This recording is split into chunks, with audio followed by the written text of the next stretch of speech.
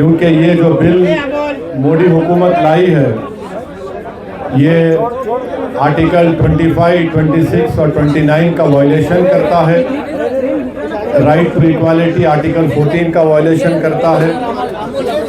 और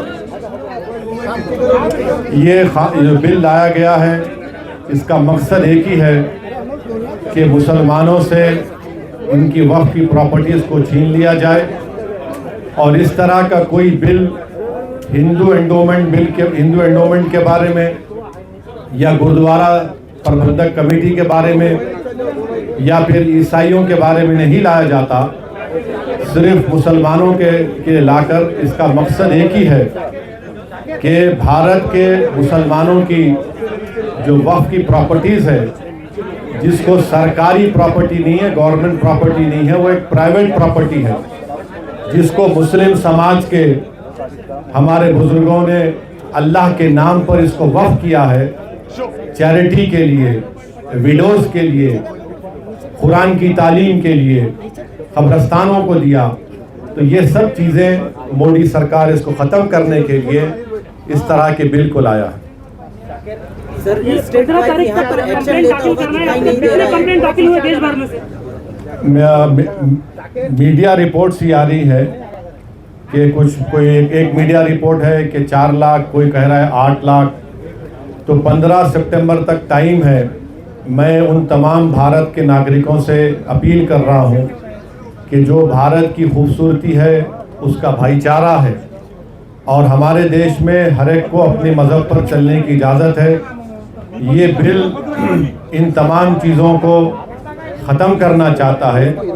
तो जो all India Muslim personal law board ने भी जो QR कोड के ज़रिए आपसे अपील की है कि आप इंग्लिश और हिंदी में इस बिल के ख़िलाफ़ ये जो वक्फ का NRC साबित होगा, आप अपना रिटर्न रिप्रेजेंटेशन भिजाए कमेटी को, सरकार को भिजाए कमेटी को।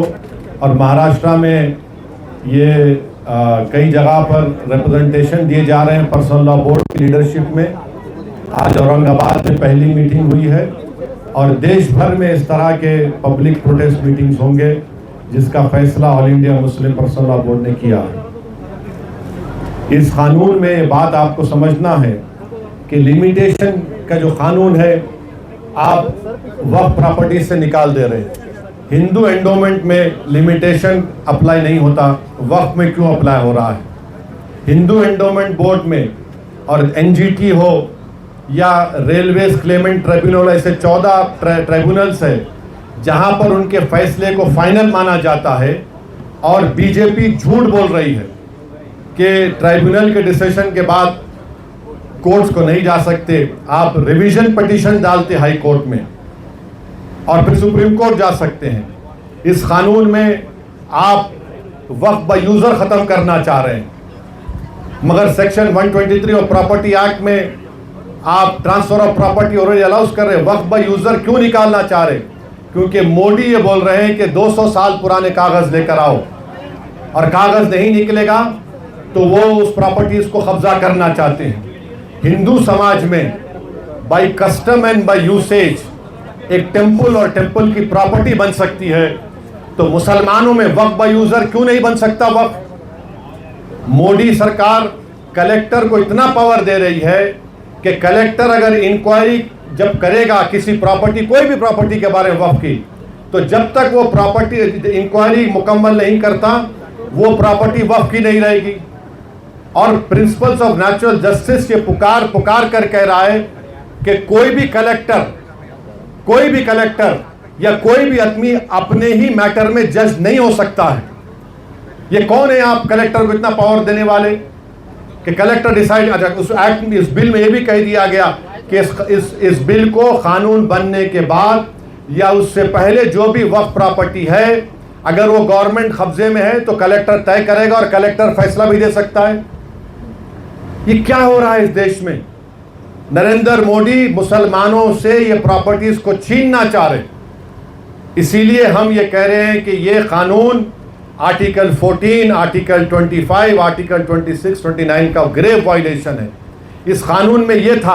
आप देखिए मोदी बोल रहे कि कानून हम वक्फ प्रॉपर्टी को बचाना चाह रहे। पहले 95 के एक्ट में था कि अगर कोई वक्फ की प्रॉपर्टी चोरी करता तो 2 साल की कैद बामुशक्कत, रिगरस इम्प्रिजनमेंट। मोदी जी उसको सिंपल इम्प्रिजनमेंट कर रहे हैं। अभी नॉन बेलेबल है, मोदी जी बोल रहे हैं बेलेबल कर दूंगा मैं।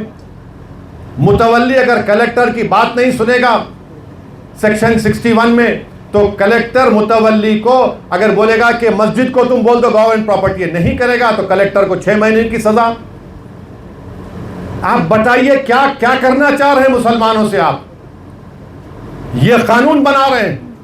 और जितने भारत की पॉलिटिकल पार्टीज हैं उनको सोचना पड़ेगा, चाहे वो इंडिया की सपोर्ट कर रहे हैं या नहीं कर रहे हैं, ये कानून भारत के कॉन्स्टिट्यूशन के खिलाफ है। आप कैसे इस तरह का कानून बना रहे हैं? आप पूरी प्रॉपर्टीज को छीनना चाह रहे हैं। ये काम इस बिल के जरिए मोदी करना चाहते हैं। सर, अगर एंटीलिया की बात की जाए तो उसमें कई सारे वक्त के मेंबरान थे, उन्होंने नॉन वक्त प्रॉपर्टी उसे घोषित किया है। तो उनको आप एक्शन लीजिए, उनको हटाइए। और वो मैटर सुप्रीम कोर्ट में है। महाराष्ट्र की सरकार एक स्टैंड ले, शिंदे की सरकार एक स्टैंड ले उसके बारे में कि वक्फ की प्रॉपर्टी, और वो तो आगा खानी वक्फ का है, यतीम खाना है वो। मैंने 2013 में जब ये बिल पास हो रहा था, मैं अपनी स्पीच में इस बात का जिक्र किया। यतीम खाने पर आप बना लिए, तो महाराष्ट्र की सरकार क्या बोलना है उसके ऊपर? तो यही देखिए, ये कानून क्यों बना रहे, ताकि सरकार कलेक्टर के जरिए इसको कहेगी वक्फ नहीं है, या फिर कहेगी कि लिमिटेशन एक्ट